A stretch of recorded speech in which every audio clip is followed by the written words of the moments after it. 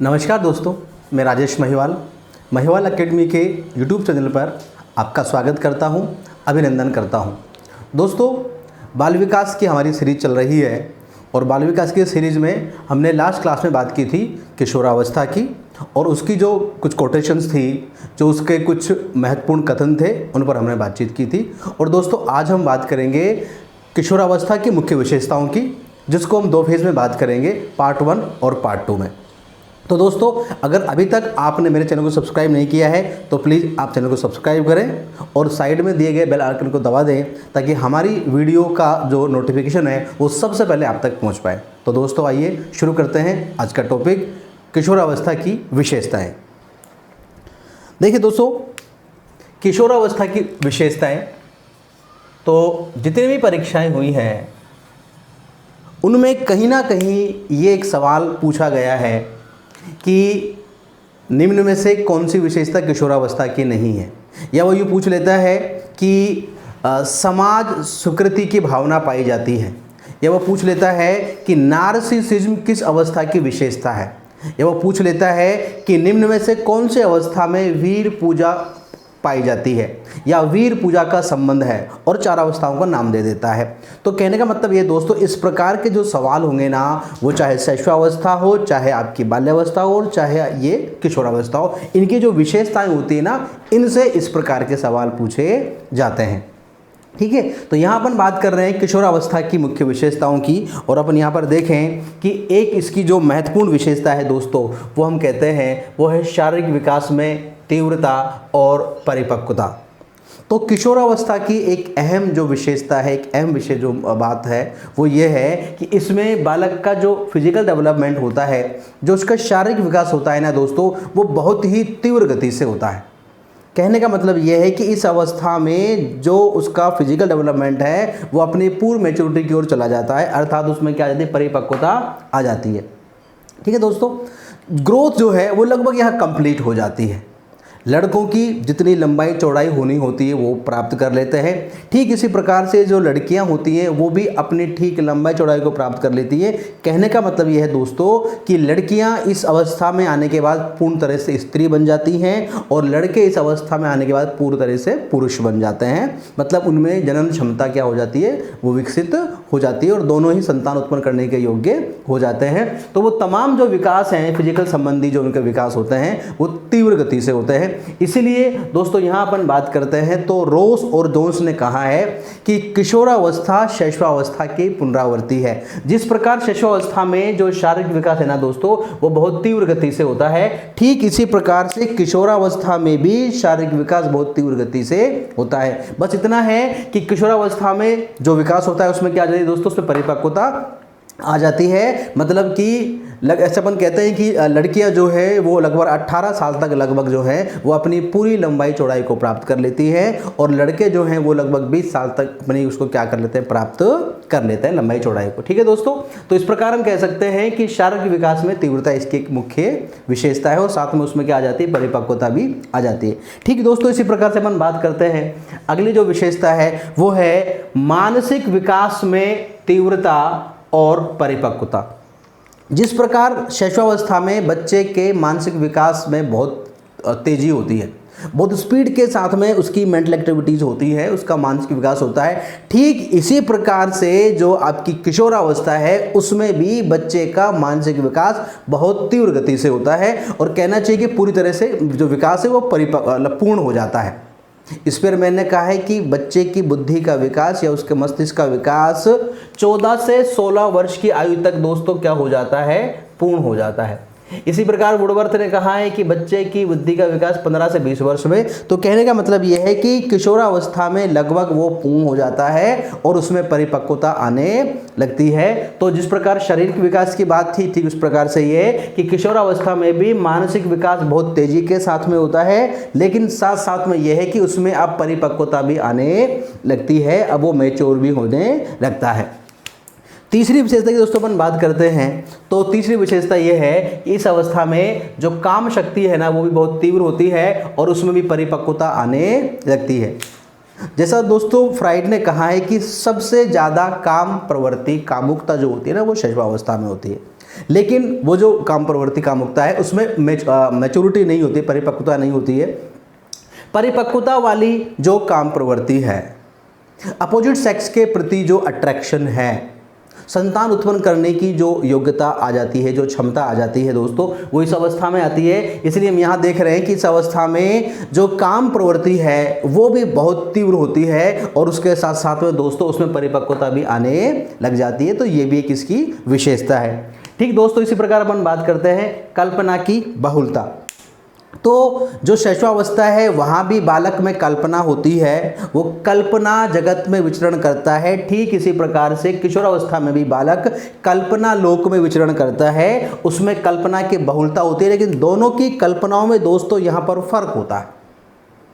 शैशवावस्था में जो कल्पना की अपन बात करते हैं वो इसलिए ज़रूरी है कि उससे बालक का मानसिक विकास जुड़ा हुआ है। उन कल्पनाओं के माध्यम से ही बालक का मेंटल डेवलपमेंट होता है, उसकी मानसिक क्षमताएं विकसित होती हैं।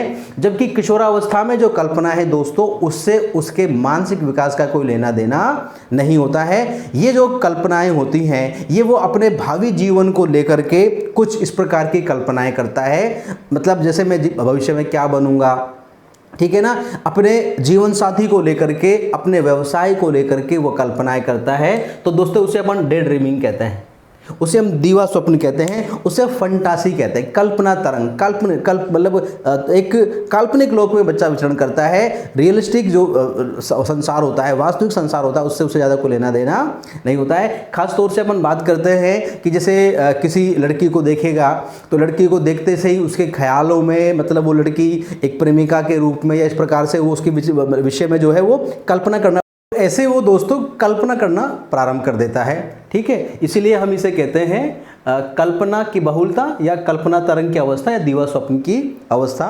तो इस अवस्था में बालक जो है ना पूरी तरह से कल्पना लोक में रहता है, वास्तविकता से उसे ज़्यादा सरोकार नहीं होता है। वो अपने दोस्तों पर ज़्यादा यकीन करता है, कहीं सुनी बातों पर ज़्यादा यकीन करता है, जबकि जीवन की जो रियलिटी होती है, जीवन की जो सच्चाई होती है, उससे उसका दूर दूर तक कोई नाता नहीं होता है।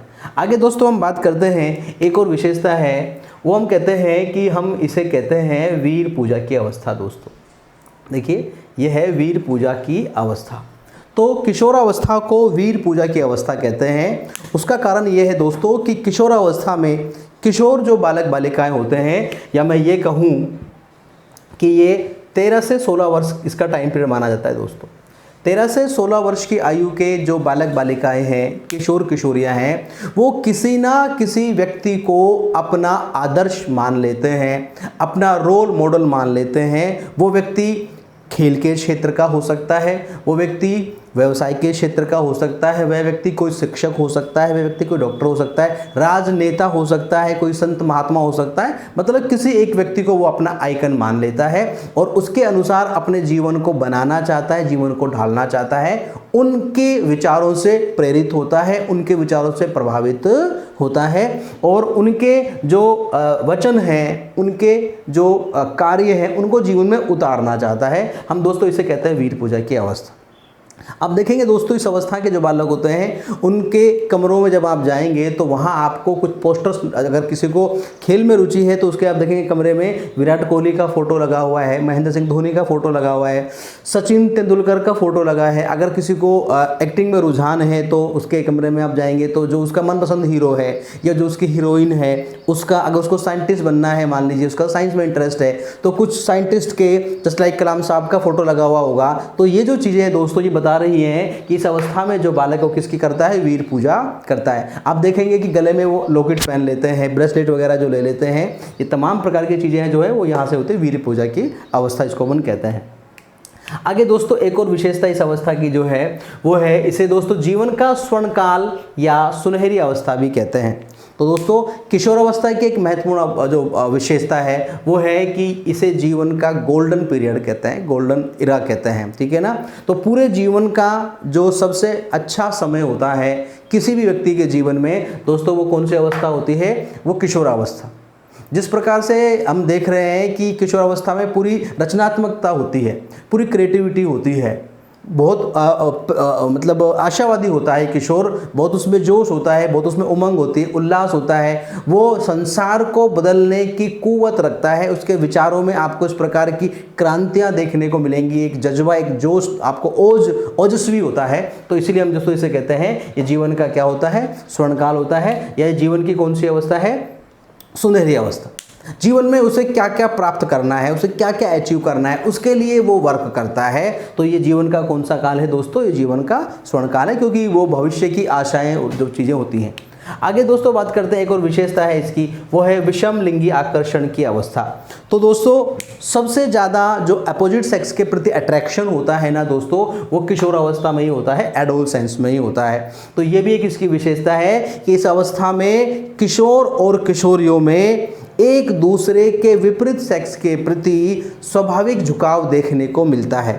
जैसे ही हम देख रहे हैं कि जो लड़के और लड़कियां हैं 12 से 18 वर्ष के आयु पीरियड में आते हैं, तो इससे पहली अवस्था हमने पढ़ी दोस्तों बाल्यावस्था, उसमें समलिंगी आकर्षण होता है। वहाँ लड़के लड़कों के साथ खेलना पसंद करते हैं, लड़कियां लड़कियों के साथ खेलना पसंद करती हैं। लेकिन जैसे ही वो 13वें 14वें 15 साल में चले जाते हैं, तो वहाँ अपन देखेंगे कि लड़के और लड़कियों दोनों में ही दूसरे सेक्स के प्रति स्वाभाविक एक झुकाव होता है। उनसे बात करना, उनको देखना, उनके सानिध्य में रहना उन्हें अच्छा सा लगने लगता है। ठीक है दोस्तों, तो यह है आपकी क्या, विषम लिंगी आकर्षण की अवस्था। ये कौन सी अवस्था है दोस्तों, किशोर अवस्था। जब कभी भी आंसर आए आपका, जब कभी भी क्वेश्चन आए पेपर में, तो उसका आंसर क्या माना जाएगा, किशोर अवस्था उसका आंसर माना जाएगा। आगे दोस्तों एक और महत्वपूर्ण जो विशेषता है वो है राष्ट्रभक्ति या देशभक्ति की अवस्था।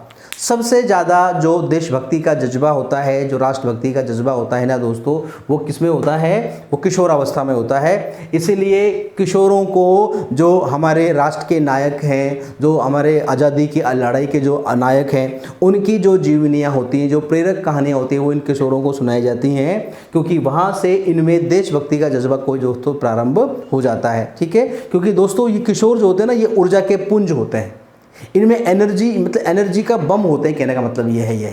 ठीक है ना। तो यहाँ ये मतलब अपने राष्ट्र के प्रति अपनी जो प्राण न्यौछावर करने की जो बात होती है, इस प्रकार का जोश और जज्बा इन लोगों में होता है। इसलिए जो पूरा जीवन काल है, उस जीवन काल में सबसे ज़्यादा अपन बात करते हैं तो वहाँ पर कहाँ पर है, तो वो यूथ जो हमारा है, जिसको अपन एडोलसेंस कह रहे हैं। ठीक है दोस्तों, तो राष्ट्रभक्ति और देशभक्ति की जो भावना है यहाँ पर प्रबल होती है। इसी प्रकार दोस्तों एक और विशेषता है इसकी किशोर अवस्था की, वो है उलझन की अवस्था। किशोर अवस्था में जो बालक होता है वो उलझा हुआ होता है, मतलब समाज को लेकर के, परिवार को लेकर के, दोस्तों को लेकर के उसकी बहुत सारी उलझनें होती हैं। लोग उससे समझ नहीं पाते, या यूँ कहें कि वो लोगों को समझ नहीं पाता। वो सोचता है कि मैं ठीक हूँ, लेकिन दूसरे उसे ठीक नहीं समझते, वो समझते हैं कि वो ठीक है। तो हम कहते हैं कि वह अवस्था जिसमें बालक अपने को बड़ा समझता है और बड़े उसे छोटा समझते, तो यही उलझन होती है। वो कुछ अपने काम खुद करना चाहता है, वो चाहता है कि टोका टोकी रोका रोकी ना हो, और जब कभी कोई काम करेगा तो बड़े उसमें कुछ हस्तक्षेप करेंगे तो उसे थोड़ा इरिटेशन होता है, थोड़ा उसे परेशानी होती है, तो उलझा हुआ होता है। तो दोस्तों इसे अपन क्या कहते हैं, उलझन की अवस्था। तो जब कभी एग्जाम में ये क्वेश्चन आए दोस्तों कि उलझन की अवस्था है, तो उसका आंसर दोस्तों क्या होगा, किशोरावस्था। इसी प्रकार दोस्तों इसे अपन समस्या की अवस्था या समस्याओं की अवस्था भी कहते हैं। इस अवस्था में किशोरों को बहुत सारी समस्याओं का क्या करना पड़ता है दोस्तों, सामना करना पड़ता है। इतनी समस्याएं शैशवावस्था में उसके सामने नहीं होती हैं, बाल्यावस्था में उसके सामने नहीं होती हैं, लेकिन किशोरावस्था में वो बहुत सारी समस्याओं से जूझ रहा होता है। इसलिए दोस्तों इसे हम क्या कहते हैं, हम इसे समस्या की अवस्था कहते हैं। तो जब कभी एग्जाम में कोई क्वेश्चन आए कि समस्या की अवस्था है, तो दोस्तों उसका आंसर भी क्या होगा, किशोरावस्था। ये इसकी विशेषता है। तो समस्याओं की अवस्था, प्रॉब्लम एज, प्रॉब्लमेटिक एज। ठीक है दोस्तों, वो एडोलसेंस होगा। दोस्तों वो क्या होगा, एडोलसेंस होगा। दोस्तों आगे बात करते हैं, एक और जो विशेषता है वो है अमूर्त चिंतन की अवस्था।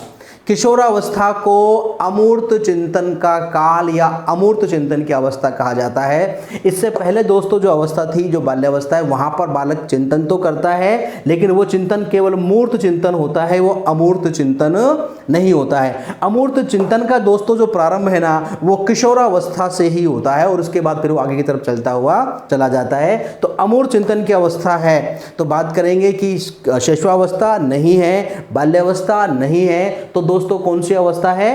किशोरावस्था। यह सवाल आता है कि निम्न में से किस अवस्था में बालक अमूर्त चिंतन प्रारंभ करता है? तो दोस्तों उसका आंसर भी क्या होता है? किशोरावस्था होता है। क्लियर है दोस्तों? चलिए आगे बात करते हैं। एक और जो इसकी विशेषता है, लक्षण है, अपन बात करें तो वो है दोस्तों स्व पहचान के लिए संघर्ष की अवस्था। किशोर हमेशा जूझता रहता है सेल्फ आइडेंटिटी के लिए, अपनी खुद की पहचान के लिए। वो हमेशा ये चाहता है कि लोग मेरे पर भी ध्यान दें, मेरे एग्जिस्टेंस को भी समझें, मेरे अस्तित्व को भी समझें, मेरे अस्तित्व को स्वीकार करें, मैं जो काम करूं उसको लोग मान्यता देने चाहिए। तो ये जो अपन बात करेंगे कि स्व पहचान के लिए संघर्ष की अवस्था, तो दोस्तों इसका आंसर भी क्या होगा? किशोरावस्था। ये किसकी विशेषता है? ठीक दोस्तों, इसी प्रकार से समाज स्वीकृति की भावना, तो सबसे ज्यादा समाज स्वीकृति की भावना कौन सी अवस्था में होती है दोस्तों? किशोरावस्था में। सोशल एक्सेप्टेंस, किशोर ये चाहता है कि जो भी वो कोई एक्टिविटी करता है, जो भी वो कोई कार्य करता है, उसे समाज मान्यता देना चाहिए, समाज उसको एक्सेप्ट करना चाहिए, समाज उसको स्वीकार करना चाहिए। तो जो भी उसने कोई, जैसे अपन बात कर रहे हैं मेले में उसने कोई एक्टिविटी की, प्याऊ लगाई, या मान लीजिए उसने मेले में जाकर के चप्पल जूते रखा है, जो भी कोई काम किया, तो वो चाहता है कि लोग उसकी प्रशंसा और तारीफ करने चाहिए और समाज उसको, यार ये अच्छा काम है, भले ही वो अच्छा काम नहीं हो, लेकिन वो सोचता है चूंकि मैंने किया है तो ये काम कैसा होना चाहिए, इसको सब लोग मान्यता या सब लोग उसको प्राथमिकता देने चाहिए। तो समाज स्वीकृति की जो भावना है, अपने काम को समाज से मान्यता दिलाने की जो भावना है दोस्तों, वो सबसे अधिक किसमें होती है? किशोरावस्था में। और जब आप इसके अपोजिट काम करते हैं, जब आप उसको मान्यता नहीं देते हैं, तो फिर वो आपके साथ उसके जो रिलेशन है ना, वो टेंशन वाले हो जाते हैं, मतलब तनावपूर्ण संबंध, फिर समस्याएं क्रिएट हो जाती हैं दोस्तों, फिर उलझन में आ जाता है। तो इसीलिए समाज स्वीकृति की भावना की बात है। आगे दोस्तों बात करते हैं कि इस अवस्था में आने के बाद जो है वो सेल्फ डिपेंड होना चाहता है, आत्मनिर्भर होना चाहता है, अपने पैरों पर खड़ा होना चाहता है, स्वतंत्र रूप से कार्य करना चाहता है। घर वाले उसे बार बार टोके, ये उसे बिल्कुल भी पसंद नहीं होता है। स्वच्छंद होना चाहता है, आज़ाद होना चाहता है, मैं चाहे ये करूं, मैं चाहे वो करूं, मेरी मर्जी, ये फीलिंग उसके अंदर आ जाती है कि मैं जो भी कोई काम करूं उसमें अनावश्यक टोका टोकी नहीं होनी चाहिए। वो कहता है कि अब मैं बच्चा नहीं हूं, अब मैं बड़ा हो गया हूं, ठीक है ना, तो अब मैं आपके पल्लू से बंद कर नहीं रहूंगा, आप हर काम में टोका टोकी नहीं करेंगे। तो आत्मनिर्भर बनने की जो इच्छा है ना दोस्तों, वो भी इस अवस्था में हो जाती है। तो दोस्तों इस वीडियो में इतने ही रखेंगे, अगली विशेषताओं की बात करेंगे हम पार्ट 2 में। तो ये वीडियो आपको दोस्तों कैसा लगा, अपने कमेंट करके हमें ज़रूर बताएं। और दोस्तों अगर वीडियो आपको अच्छा लगा हो तो वीडियो को लाइक करें, शेयर करें, और यदि अभी तक भी आपने हमारे चैनल को सब्सक्राइब नहीं किया है तो प्लीज़ मेरा आपसे रिक्वेस्ट है कि चैनल को सब्सक्राइब करें और साइड में जो बेल आइकन दिया हुआ है उसको ज़रूर प्रेस करें, ताकि हमारी सबसे पहले आने वाली वीडियो का नोटिफिकेशन आपको तुरंत मिल जाए। ठीक है दोस्तों, नमस्कार, जय हिंद, जय भारत।